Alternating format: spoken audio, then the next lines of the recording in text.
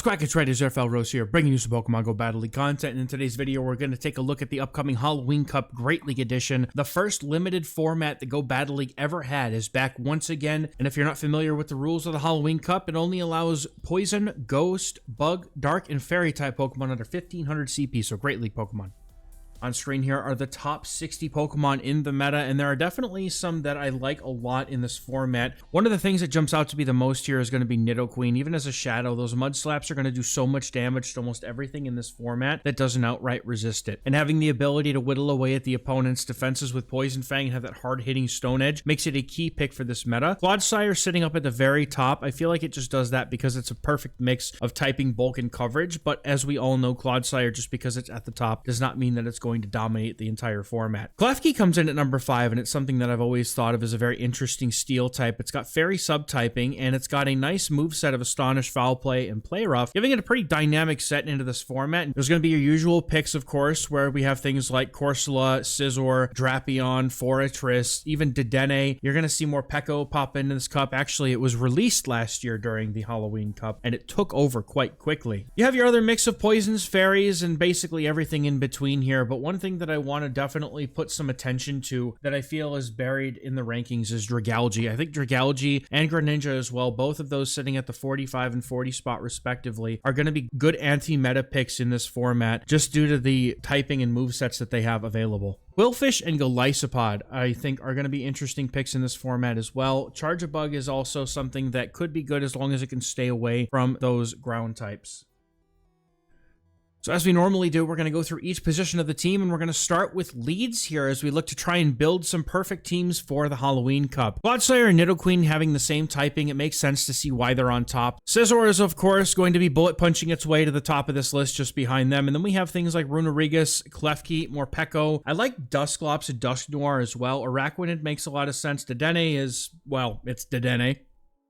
And then flipping the script over to the back of the team, we're going to be looking at closers where Aegislash actually takes the top spot. And I think that that's really just because of the way that it can form change and just smash things with Shadow Ball and Gyro Ball. It's just absolutely hard-hitting energy that comes from this thing. As long as you can save it, a way to pivot out, or shields to hide behind, you could probably take Aegislash pretty far in this cup. Clodsire is going to end up on pretty much all parts of these lists. But as we go down, the list starts to diversify a little bit. We have Moltres and Murkrow both being the Dark Flyers on this top 15 list for closers. I feel like they're going to function a lot better than a Mandibuzz would because they have those harder hitting attacks to be able to sweep teams with shields up. Carbink, of course, the stinkiest of binkies, is always going to be in this format because it's just pure bulk and absolute raw fast move pressure that this thing can just bully its way through a lot of neutral matchups, and it ends up being higher on the ranks than it probably deserves to be because most of the things on this list actually do beat or come close to beating Carbink. It's just really that bulk that helps it so much. I also like Klefki quite a lot here, but not necessarily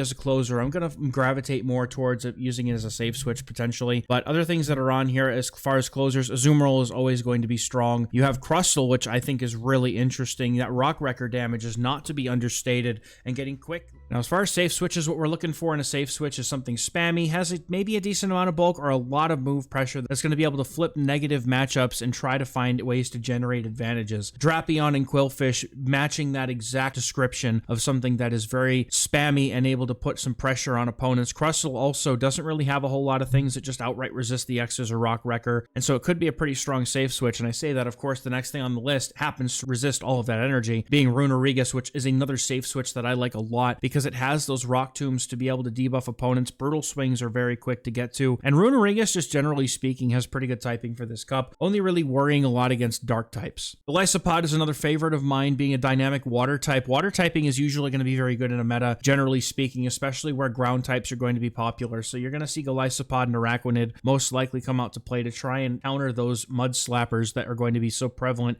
at the top ranks of this format.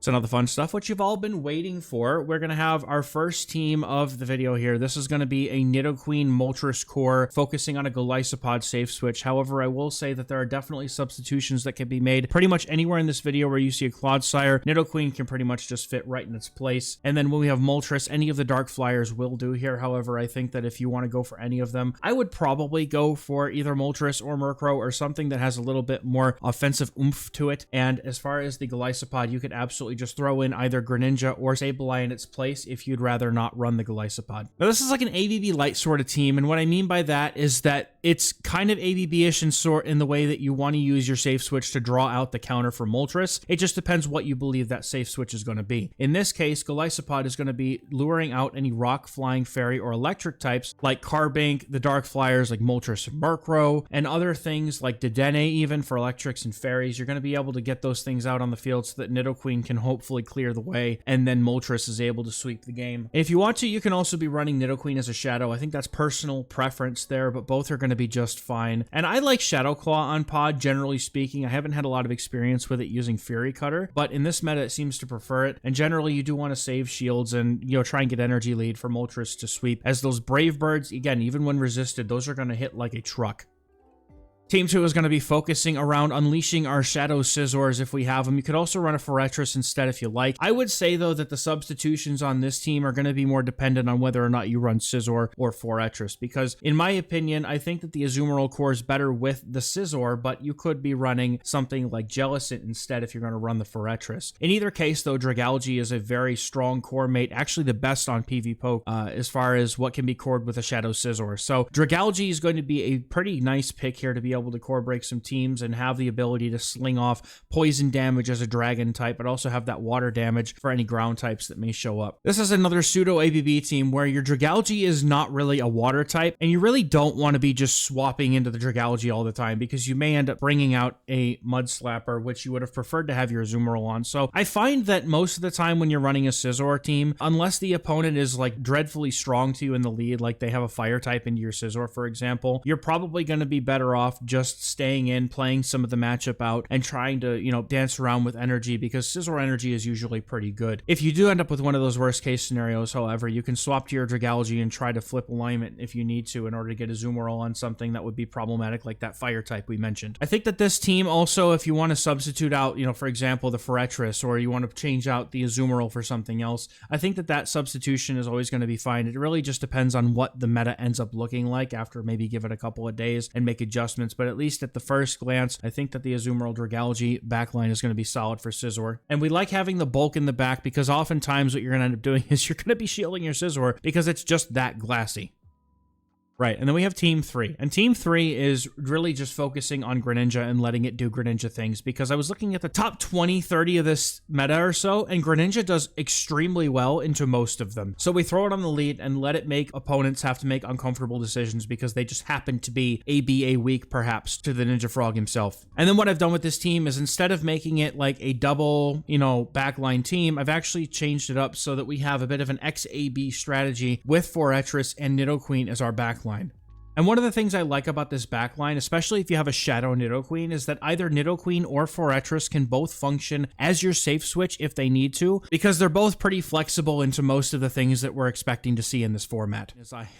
Now, team number 4 is going to be all about Aegislash. I saw that it was the top-ranked closer, and I had to absolutely make some kind of team with it. And so what I've come up with here is a Togekiss double steel line, where we could substitute out the Togekiss, for example, with a Guzzlord. It also does core very well with our double steel backline. We are using Klefki on the safe switch to draw out any answers to the Aegislash, using Togekiss or the Guzzlord, if you so choose, to clean up whatever that is to allow Aegislash to sweep. Now, the thing that's important to remember about this is the way that Aegislash plays. It's not just a straight-up Pokemon. It has the form changes, and it takes damage differently depending on what form you're in. And so you want to be able to set Aegislash up with shields and the ability to swap out if needed in order to reset its form back to the shield form. Klefki's main role, again, as we said, was the lure for other things that are going to beat Aegislash, and otherwise, it's a very good safe switch, having a very potent moveset to be able to flip some of those negative game scripts. And I like that Togekiss's energy here is dynamic and is going to be able to hit most things. You have Psyshock for the poisons, you have Aura Sphere for the steals. Togekiss is able to hit a lot of things, and it cores pretty well with these steals being a flyer, as well as being able to handle the dark types that Aegislash would be kind of uncomfortable with. The final team that we've got for this video, this is going to be an Araquanid and Carbink core, because Carbink is here and some of you want to run it. And while I don't really condone fast move beatdown kind of violence, this team does seem pretty strong to be able to do just that. Now, despite having an Araquanid and Carbink core, Runerigus actually doesn't really have much in common with either of these two Pokemon, and so this turns out to be a bit of an ABC sort of balanced team, where Araquanid or Golisopod are our hard Mud Slap answers and our core mates with our Carbink, and Runerigus is going to be put on the safe switch here, so that it can generate advantages or flip switch alignment if your Araquanid hits a bad lead. And the reason why we need to focus on that particular aspect is because Carbink is an alignment-dependent kind of Pokemon. It either feasts or it famines. That's kind of Pokemon that it is in the Go Battle League. However, I will also say that Runerigus could change to something else depending on your preference, because I do recognize that this team is kind of weak to the Dark Flyers. Araquanid could Bug Bite through for most of it, but unfortunately Runerigus would have a very bad time. And you might be able to shore up the weakness to the Flyers if you were to change Runerigus out for Clodsire, which is an alternative for it on this team, because it at least has the Stone Edge and is not inherently weak to the Dark Flyers and would be able to lure out a Mud Slapper quite well. And that's our 5 teams and meta breakdown for the Halloween Cup. Let me know in the comments what team you're going to be running this week in the Halloween Cup. If you have any questions about the teams, let me know down in the comments. I'd be happy to help you out and answer your questions. Please like the video and subscribe to the channel if you enjoyed the content and want to see more. And as always, a massive thank you to the channel members and supporters that are supporting the content. I'll catch you guys in the next video. Thank you as always. Bye-bye.